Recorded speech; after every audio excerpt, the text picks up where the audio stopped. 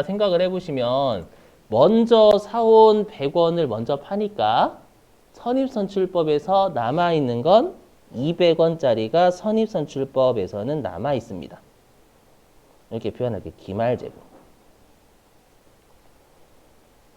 이해되시겠어요? 그러면 선입선출법에서 남아있는 재고 이 200원은 최근 거예요? 예전에 샀었던 거예요? 최근 사온 순서. 예전 거, 최근 거 이렇게. 자, 그러면 최근에 샀었던 게 남아있는 거잖아요. 맞죠? 그래서 뭐라고 표현하면 최근께 시가가 맞죠? 그래서 선입선출법은 네, 재고 자산이 지금의 시가를 잘 반영한다라고 표현을 하는 겁니다. 그죠? 자, 그럼 반대로 후입선출법이요. 그럼 후입선출법은 뭐가 먼저 팔려요?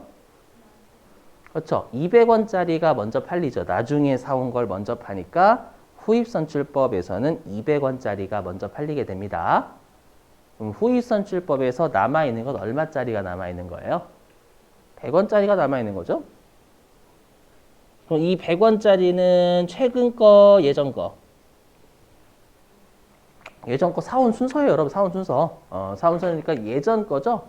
그럼 예전 거는 지금의 시가예요, 아니에요? 아니죠. 예전 게 시가가 아니잖아요, 여러분들. 그래서 후입선출법은 지금의 시가를 잘 반영하지 못한다라고 표현을 하는 겁니다. 오케이? 자, 그 다음에 이제 뭐냐면 수익비용 대응의 여부인데 이거를 가끔씩 오해하셔가지고 여러분들 수익비용 대응 여부는 뭐냐면 그냥 시점이 지금의 수익과 지금의 비용이 대응이 되냐 이걸 물어보는 겁니다.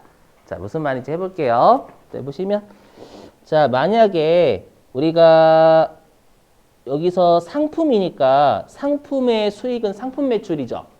그럼 상품의 비용은 매출 원가라고 생각하시면 됩니다. 매출 원가. 매출 원가고요. 여기에서 자, 얘를 얼마에 파냐면 얘를 300에 판매한다라고 가정해 볼게요. 그러면 이 300원이 뭐냐면 상품으로 따지면 상품 매출이 되는 겁니다. 동의되시겠어요? 그러면 우리가 선입선출법 있죠? 선입선출법은 얼마짜리를 300원에 판다라고 보는 거예요. 그죠? 먼저 사온 100원짜리를 300원에 판다 이렇게 보는 거잖아요. 동의되시겠어요? 그래서 매출 원가는 선입선출법은 100원짜리가 되는 거예요. 100원짜리 사왔던 걸 300원에 파니까 100원짜리가 매출 원가가 되는 거죠. 이해되세요? 그러면 이 매출 원가는 예전 게 매출 원가예요? 최근 게 매출 원가예요? 선입선출법은. 예전 거죠. 100원짜리 예전에 샀었던 걸 300원에 팔았다라고 보는 거잖아요, 여러분들. 그렇죠? 그럼 수익은 현재 항상 지금 파는 거니까 수익은 현재인데 비용은 예전 게 대응이 되는 거잖아요. 이해되세요? 그러면 이거 수익 비용 대응이 시점이 안 맞죠? 수익은 최근 거, 비용은 옛날 거. 그렇죠? 그래서 뭐라고 하냐면 우리가 선입선출법은 수익 비용 대응이 적절하지 않다라고 해서 부적절하다라고 표현을 하는 겁니다. 되시겠어요? 이렇게 그냥 외우시면 금방 거꾸로 되면 잊어버립니다. 그래서 이미의 사례를 드셔서 꼭 여러분들 암기하시는 거 권장. 자, 그럼 반대로 후입선출법은 얼마짜리를 300원에 판다라고 보는 거예요. 저 200원에 샀던 상품을 300원에 판다라고 보는 거잖아요. 그죠?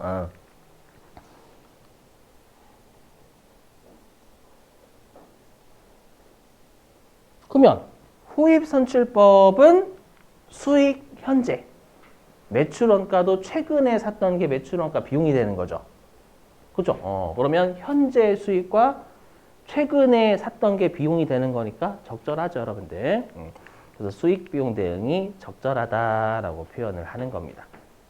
아시죠? 시기가 아시죠? 오해하지 마시고 요거를 잘 잡고 외우셔야지 그냥 외우시면 까먹어요. 까먹게 돼 있어요, 이게. 아시죠? 넘어갈게요. 자, 그리고 이제 원래 이것만 내면 좋은데 요것도 많이 내요. 요거 일단 미리 말씀드릴게요, 여러분들. 자, 요거 암기입니다. 자, 자산과 이익은 비례관계입니다, 여러분들. 자, 해보죠. 우리 이미 했었어요, 이거. 자, 보시면 우리 예전에 했었을 때 이렇게 했었을 거예요. 뭐냐면 이익이 증가하면 자본이 증가한다라고 제가 했었을 겁니다. 이게 무슨 말이냐? 우리 이익이 딴 거죠. 내가 200원만큼 벌었으면 진짜 내게 200원만큼 느는 거잖아요. 기억나세요, 여러분들? 아니, 기억나시는 거 말고 일단 이익이 늘면 그만큼 진짜 내게 느는 거잖아요, 여러분들. 알죠? 그래서 항상 우리가 이렇게 계정과의 상관관계를 진짜 잘 물어봐요, 말 문제로요. 그거 할 때는 무조건 제가 그때 요게 무조건 출발점이에요. 나머지는 여기서 파생됩니다. 라고 했었을 거예요. 무조건 얘만 알고 계시면 돼요. 알죠? 해보죠. 자, 그러면 여러분들 우리가 자본은 뭐 빼기 뭐냐면 자산 빼기 부채죠. 자산에서 부채를 빼면 내가 진짜 가지고 있는 자본이 남는 거잖아요. 진짜 내 거. 되시겠죠? 이렇게? 네. 자, 그럼 우리가 자본이 오르려면 자산이 어떻게 돼야 돼요? 자본이 오르려면. 좀 커줘야죠. 그래서 이렇게 되는 거예요. 자산이 증가하면 이익이 증가한다. 이렇게 돼 있는 겁니다. 맞죠? 지금 우리 여기에서 필요한 건 자산하고 이익이 어떤 관계냐를 파악해야 되거든요. 맞죠? 그래서 자산 금액이 늘면 이익 금액은 커져요. 요 공식에 따르면은요. 자, 그 다음에 반대로 그럼 여러분들 우리가 이익이 올라가려면 이게 수익 빼기 비용이잖아요. 이익은요. 동의되시죠? 그러면 이익이 올라가려면 비용이 어떻게 돼야 돼요? 그렇죠. 줄어야죠. 비용은 줄어야 됩니다. 비용이 줄어야 이익이 늘어요. 동의되세요? 그럼 우리가 비용과 자산은 거꾸로 가죠. 오케이?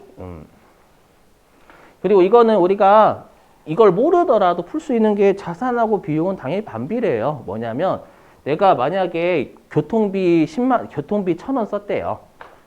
비용은 늘지만 현금이라는 자산이 감소하죠. 그렇죠, 여러분들? 그래서 일반적으로 비용하고 자산은 거꾸로 가는 거예요. 되세요? 자, 그래서 여기에 있는 거 우리 시험에 뭘 내냐면 이 네 가지 단가 방법 결정 있죠.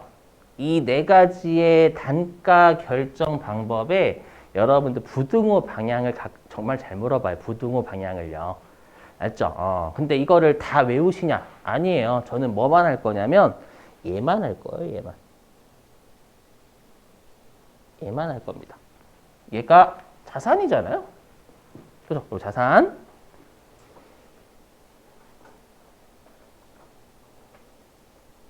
여기는 이익. 법인세는 시험에 안 내니까 무시하고 매출원가 비용. 이렇게.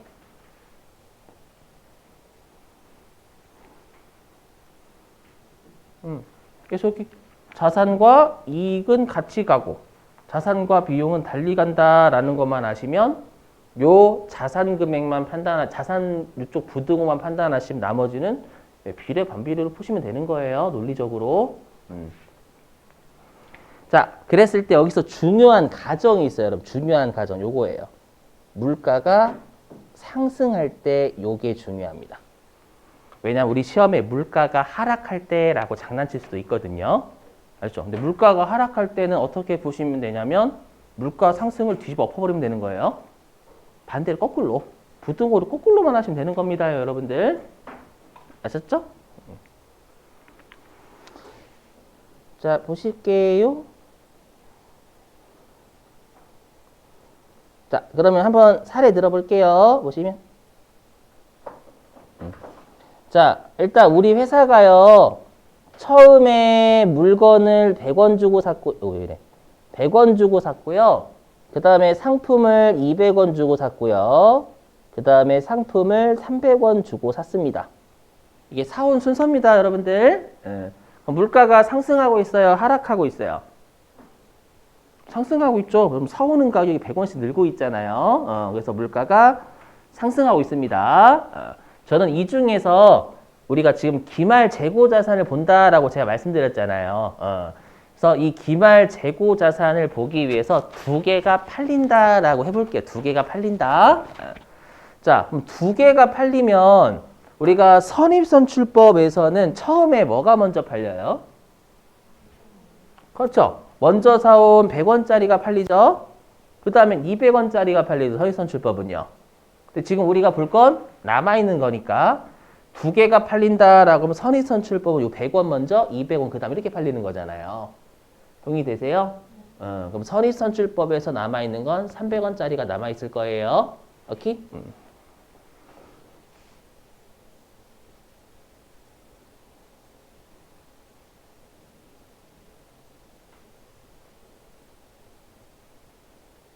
선입이라고 할게요. 근데 이 300원이 이 셋 중에서 가장 비싼 거, 싼 거? 가장 비싼 게 남아있죠. 그래서 여기 보시면 선입선출법이 물가가 상승할 때 기말재고 자산 금액이 가장 높은 금액으로 남아있는 겁니다. 되셨나요? 일단 쉬운 거부터 먼저 하려고요, 여러분들. 자, 그 다음에 후입선출법 할게요. 그러면 후입선출법은 두 개가 팔린다라고 하면 어디서 먼저 팔려요? 300원. 그렇죠? 그 다음에 어디서 팔려요?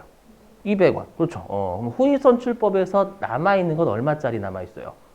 100원짜리가 남아있는 거죠.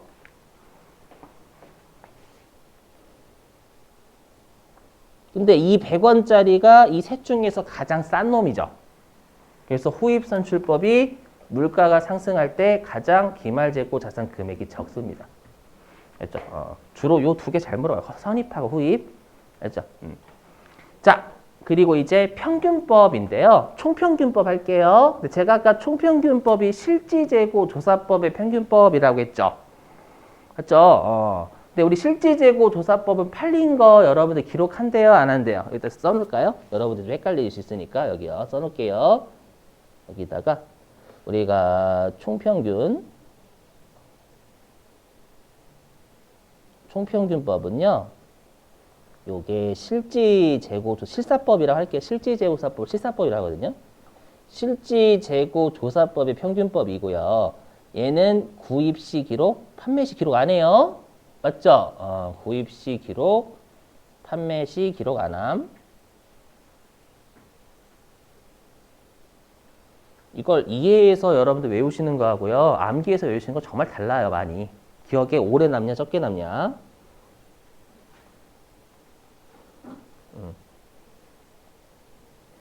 자, 그리고 중요한 게 있어요, 여러분들. 이건 좀 외워주셔야 됩니다. 제가 아까 실지재고조사법은 창고 평균을 한 방에 낸다라고 했죠. 그죠? 근데 중요한 게 뭐냐면 창고를 들어가서 평균을 내는 게 아니라요. 핵심이 요겁니다. 창고를 들어가기 전에 내요.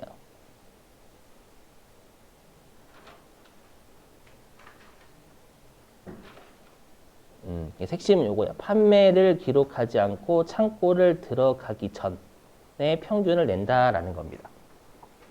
이게 총평균법이에요. 아셨죠? 자, 그러면 이제 잘 들어보세요. 왜냐하면 여기가 여러분 헷갈리시거든. 그리고 실제로 총평균법 계산 문제 나오면 많이 틀리세요. 해볼게요. 제가 뭐라고 했냐면 100원 처음에 이제 여러 물건을 이렇게 순서대로 사왔다라고 했었죠.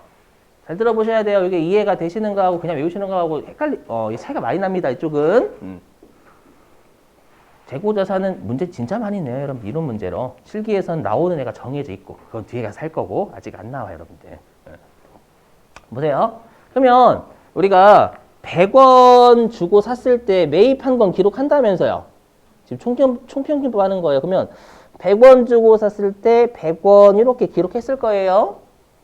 맞죠? 그리고 200원 주고 샀을 때 200원 이렇게 기록했고요. 그 다음에 300원 주고 샀을 때 300원 이렇게 기록해놨겠죠. 그리고 제가 방금 두 개가 팔렸다고 가정할게요 라고 했었죠. 방금까지. 그럼 두 개가 팔린 걸 알아요? 몰라요? 몰라요. 여러분들, 선생님 네가 네가 저예요? 네가 2개 팔렸다면서요. 제가 실제 재고 서버의 특징이 판매 시 기록 안 한다면서요, 여러분들. 그러니까 판매한 걸 몰라요. 이게 핵심이에요. 그래서 여러분들이 총평균법 문제가 나오면 판매자는 그 함정 주는 거예요. 함정. 알죠? 함정 주는 거예요. 판매한 걸 기록 안 하는 방법이라니까요, 여러분. 실제 재고 서버 자체가. 알죠? 2개가 팔린 걸 모르는 거예요, 여러분들. 이거 조심하셔야 돼. 예. 그래서 총평균법이 계산 문제 나오면 매출 자료는 함정인 겁니다, 여러분들. 무시하셔야 돼, 무시. 예. 그리고 여러분들 창고를 들어가면 몇 개가 있을까요? 실제로 창고 들어가면 3개 중에 2개가 팔렸으니까 1개 남아있겠죠? 근데 제가 지금 창고를 들어가서 낸대요, 창고를 들어가기 전에 낸대요? 또 들어가기 전에 내는 거니까 3개가 있다라고 생각하고 일단 평균 내는 거예요. 창고 들어가기 전에 낸다고요? 들어가서 내는 게 아니라. 알죠? 생각해보세요. 3개를 샀는데 팔린 걸 기록 안 한다니까요? 그렇기 때문에 3개가 있다라고 생각하는, 한번 잘 머리를 굴려보세요, 여러분들. 아셨죠? 그러면 2개가 팔렸어도 기록 안 하니까 총평균법은요? 맞죠? 기록 안 하기 때문에 3개가 있다라고 생각하고 어떻게 하냐면 우리가 평균은 이렇게 금액 더해서 수량으로 나누면 3개 이렇게 나누는 거예요, 그냥. 되셔요? 이렇게. 예. 그래서 제가 여기다가 여러분들 이렇게 밑줄 친 게 이게 핵심이라서 그래요. 아셨죠? 그래서 절대 팔린 걸 여러분 무시하셔야 돼. 예. 1개로 나누는 게 아니라 한 개 있는지 모른다니까? 팔린 것도 기록 안 하고 창고를 들어가기 전에 내기 때문에 그러는 거예요. 이렇게 하면 평균이 200원일 겁니다. 맞죠? 이렇게 평균을 하나를 내고 들어가야지. 그럼 들어가면 몇 개 있을 거예요? 기말재고. 1개겠죠? 그럼 그 1개도 200원짜리를 보는 거고요. 그럼 2개 팔린 거 있죠? 그럼 그 2개 팔린 것도 200원짜리가 팔렸다 이렇게 보는 거예요. 그러니까 총평균법은 기말재고든 매출 원가든 동일한 단가로 팔렸다라고 보는 방법입니다. 이해되세요? 자, 그래서 우리가 총평균은 요 200원짜리가 남아있다라고 보는 거예요. 팔린 것도 200원. 오케이? 그렇게?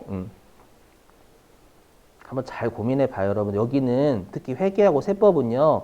문구를 절대 자의적 해석하시면 안 돼요. 자의적 해석 금물이에요, 여러분들. 요 방법 그대로 알고 계셔야 이해가 된단 말이에요, 여러분들. 자, 그 다음에 이제 뭐를 할 거냐면 이제는 우리가 이동평균 할게요. 이동평균. 이거는 주황색으로 할게요. 이동평균. 이거는 계속기록법이었죠? 아까. 계속기록법이고 얘는 판매할 때도 기록한다고 했어요. 그렇죠? 그래서 구입 시마다 평균 계속해야 된다라고 했었죠?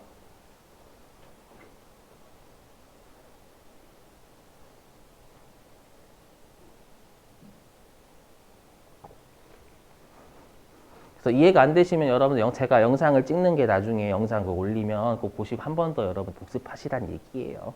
그래야 이해가 되지.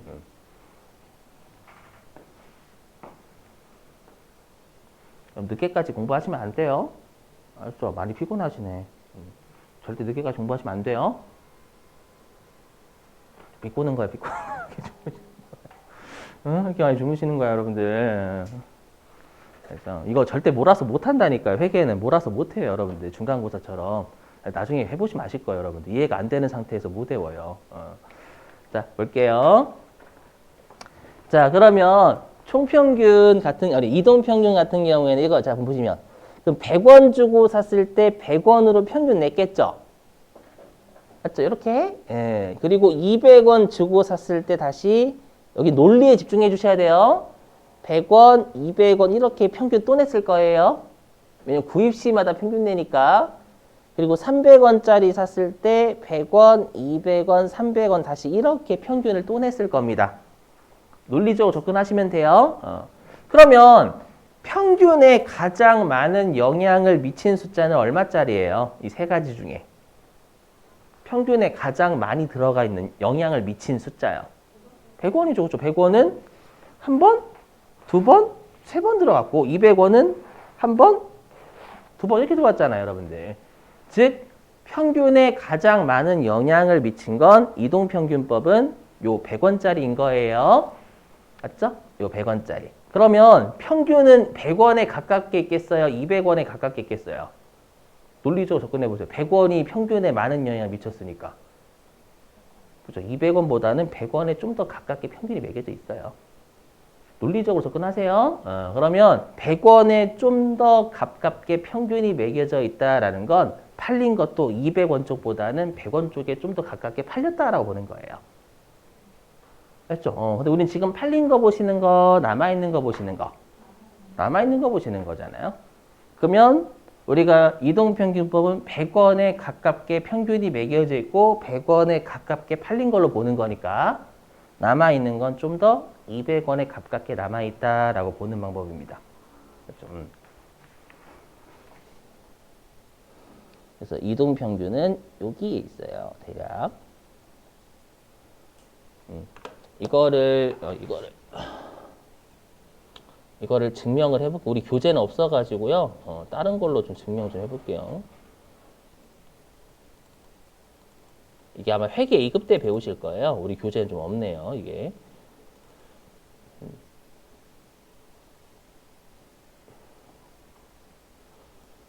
회계 2급하고 좀 재고자산 쪽까지 많이 겹쳐요. 여러분들 이게. 예.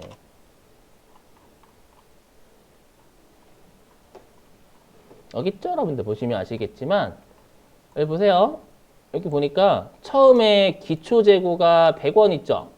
그럼 얘는 우리가 전년도에 샀었던 놈이 넘어온 거예요. 그래서 100원. 그 다음에 매입할 때 120원. 매입할 때 130원. 다 물가 상승하고 있죠? 그죠? 근데 보시면 아시겠지만 여기 우리가 지금 비교할 거 이거 여기 보시면 선입선출법 여기 보세요. 선입선출법 기말재고 3,700원. 맞죠? 그 다음에 여기 총평균법 기말재고 3,545. 여기 이동평균법 기말재고 3,600원. 보세요. 이 둘 비교하시면 이동평균이 커요. 물가 상승할 때. 응?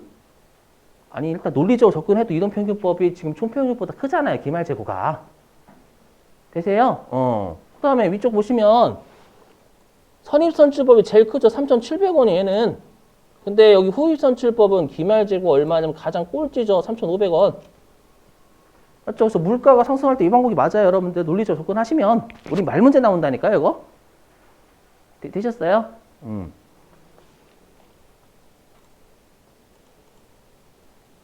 자, 그래서 결론부터 말씀드리면 우리가 여기 이분 선입선출법이 물가가 상승할 때 기말재고 자산이 가장 큰 금액이 남아있고요. 그 다음에 이동평균법, 그 다음에 총평균법, 그 다음에 후입선출법이 가장 꼴찌예요. 되셨죠? 그래서 부등호가 이렇게 되어 있는 거예요. 그러면 우리 자산금액 해결했죠? 그럼 우리 아까 자산금액 해결했으니까 자산과 이익은 비례라면서요. 그렇기 때문에 요 기말재고 자산금액과 이익이 같은 부등호 방향 움직이는 거예요. 되셨어요? 근데 우리가 아까 자산하고 비용은 반비례라고 했죠. 반비례. 그럼 반비례니까 얘하고 요 매출원가 비용이었죠. 얘는 부등호가 거꾸로 가야 될 거 아니에요. 반비례니까. 그래서 후입선출법이 가장 적었는데 여기는 후입선출법이 가장 큰 거예요. 반대로 가니까 선입선출법이 제일 낮고요. 매출원가가. 되셔요? 이렇게 이거 외워주셔야 돼. 여러분들이. 자, 근데 시험에는 어떻게 장난을 치냐면 아까도 말씀드렸지만 물가가 하락시라고 장난을 쳐요. 그럼 여러분 물가가 하락시라고 하면 어떻게 해야 돼요? 부등호를 우리가 알고 있는 부등호를 돌려버려야 돼요. 그렇죠? 물가 상승시니까 이거는. 되셨어요? 자, 그리고 암기하시는 비법 좀 설명드릴게요. 이걸로 대부분 하시더라고. 실제로 지금 드립이에요, 여러분들. 솔직히 말씀드리면 뭐냐면 이거 여러분 세종대왕님의 그 자음 순서예요. 보이시죠? 치읓, 이응, 치읓, 히읗. 그죠? 요거로 결론을 알고 계시는 게 좋아요. 빨리 문제 푸시려면. 여러분 표정 보시니까 그래 아까 했던 건 다 제끼고 그래 요게 최고네. 그럼 왜 이해를 시켰니? 그냥 이걸 알려주지. 그죠? 공부 너무 쉽게 하려고 하시는 거 아니에요? 그죠? 그럼 나중에 이제 가셔가지고, 저는 이렇게 외웠어요. 이렇게 해가지고, 가가지고, 예, 그, 세무사분한테, 전 회계 이렇게 배웠거든. 저 몰라요. 그죠? 자, 그럼 여기까지 했으니까, 이제 관련된 문제 풀게요. 실제 어떻게 출제하는지. 자, 풀어보죠. 어디냐면, 341페이지예요. 341.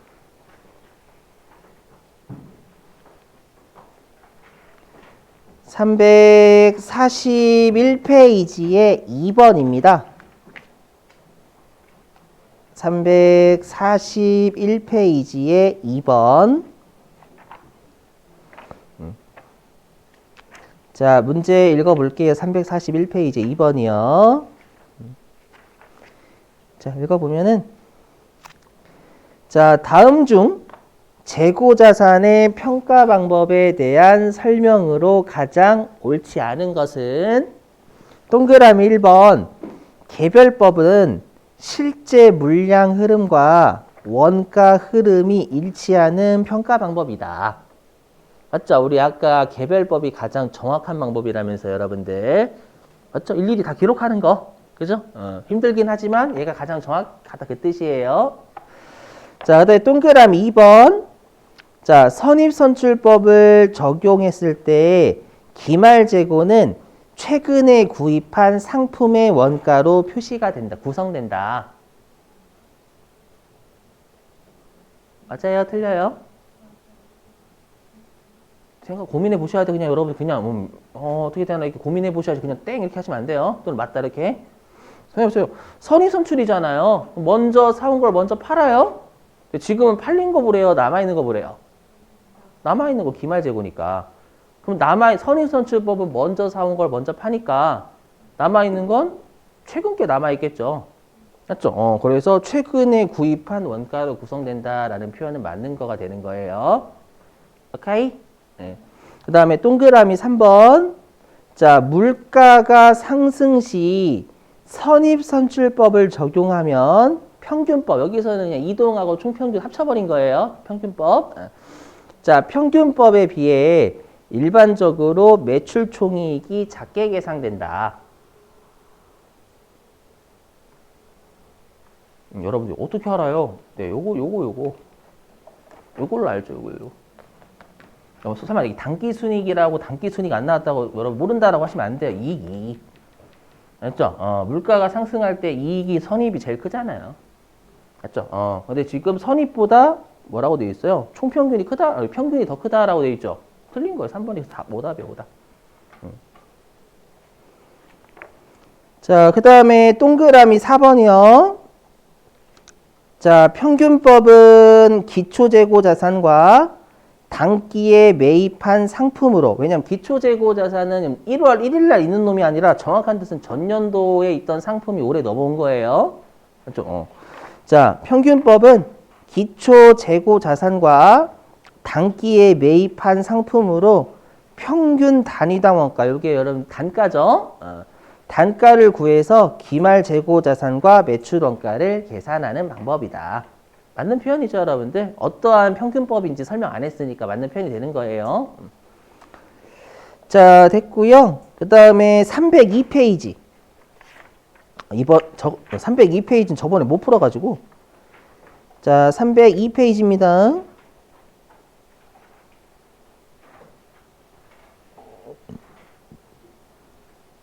자, 302페이지. 자, 2번. 저번에 유가증권 했는데 이거 못 풀었더라고요. 자, 2번입니다. 2번. 못 풀었죠? 자, 다음 중 유가증권에 대한 설명으로 옳지 않은 것은 자, 1번 단기 매매증권의 미실현 보유 손익은 단기 손익으로 처리한다. 일단 용어 해석이 어려워요, 여러분들. 미실현 보유 손익이 뭘까요, 여러분들? 실현되지 않은 거 우리가 평가라고 한다고 했죠, 여러분들.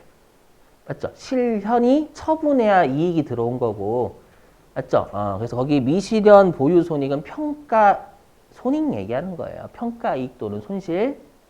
되세요? 그러니까 용어를 여러분들 알고 계셔야 돼. 제가 그때 평가할 때 미실현이라고 했어요. 미실현. 아셨죠?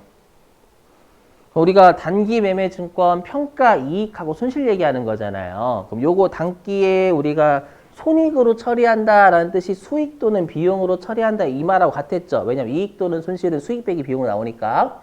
맞아요? 복습 안 하시죠, 여러분들? 안 하시는 것 같은데? 어떻게 해서 우리 단기 매매 증권 평가 수익 또는 비용으로 처리하죠. 그때 한번 곧 처분할 놈이니까 어차피 실현된 것을 본다고. 단타 치시는 분들이니까. 자, 그 다음에 동그라미 2번. 자, 매도 가능 증권에 대한 미실현 보유 손익은 기타 포괄 손익 노계획으로 처리한다. 맞죠, 여러분들? 유가증권 기출문제 풀지 않으셨어요? 좀 안 좋으신데? 자, 동그라미 3번. 자, 만기 보유 증권은 공정 가치로 평가하여 재무 상태표에 표시한다. 요게 답입니다. 왜 답이냐면 우리 만기 보유 증권이 집으로 따지면 만기까지 보유할 집이잖아요. 그래서 공정 가치에 평가 안 한다고 해도 시가에 관심 없다고.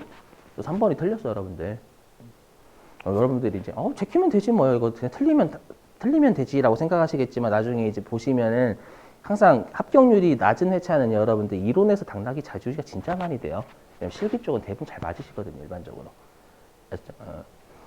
자, 아무튼 자, 동그라미 4번. 자, 단기 매매 증권은 유동자산으로 분류된대요. 맞죠? 단기 매매 증권이니까 자산 쪽에서 유동이익이잖아요, 여러분들. 저렇게. 자, 됐어요, 여러분. 제가 잘 나온다고 하는 건 가급적 진짜 암기해 주세요.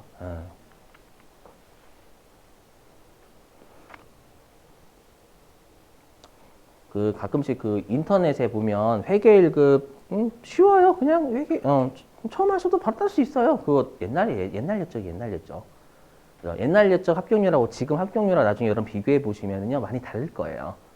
알죠? 그래서 이게 복습 안 하시면 합격하기가 좀 힘든 시험이 됐어요. 회계 1급도 이제 제가 뭐 합격률이 물론 높을 수도 있는데 좀 당연히 우리 입장에서는 여러분들 어렵게 공부를 할 수밖에 없죠. 항상. 맞죠? 물론 쉽게 나오는 건 기도 메타고, 기도 메타. 자, 됐고요. 자, 그 다음에 이제 요거 좀 할게요, 여러분들. 요거를 이제 건너뛰어 가지고요.